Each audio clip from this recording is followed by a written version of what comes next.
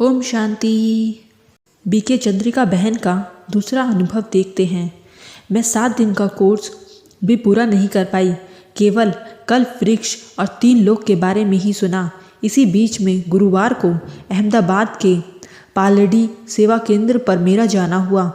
तब अहमदाबाद में एक ही सेवा केंद्र था। वह मकान अभी बदली हो गया है।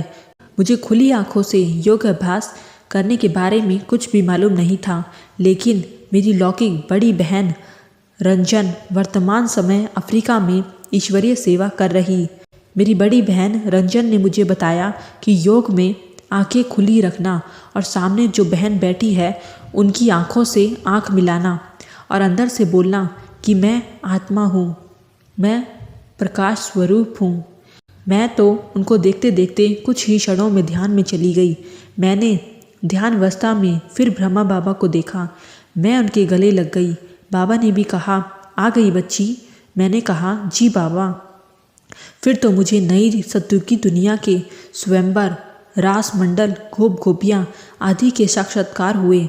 काफ़ी समय वतन में ही बतलाती रही। फिर बाबा ने कहा, बच्ची अब तुम जाओ। मैंने कहा, बाबा मुझे तो यहीं रहना है और कहीं नहीं जाना। बाबा ने कहा, बच्ची यह तो सूक्ष्म वतन है, तुम यहाँ नहीं रह सकती, तुम्हें तो जाकर बाबा की बहुत सेवा करनी है। मैं बाबा की बातों से ज़्यादा अपनी बात के लिए बैठी थी कि नहीं बाबा मुझे तो यहीं रहना है। ध्यान अवस्था में ही मेरा रोना शुरू हो गया। मैं बहुत रो रही थी। तब बाबा ने कहा, बच्ची बाबा तुमसे वायदा करता है कि जब भी तुम बाबा को दिल से याद करोगी, बाबा तुम्हें अपने पास वतन में बुला लेगा। फिर तो रोज़ सुबह 5 बजे जैसे ही वतन में बाबा के पास जाने का नियम ही बन गया। मैंने वतन में बाबा के पास ही साप्ताहिक कोर्स किया।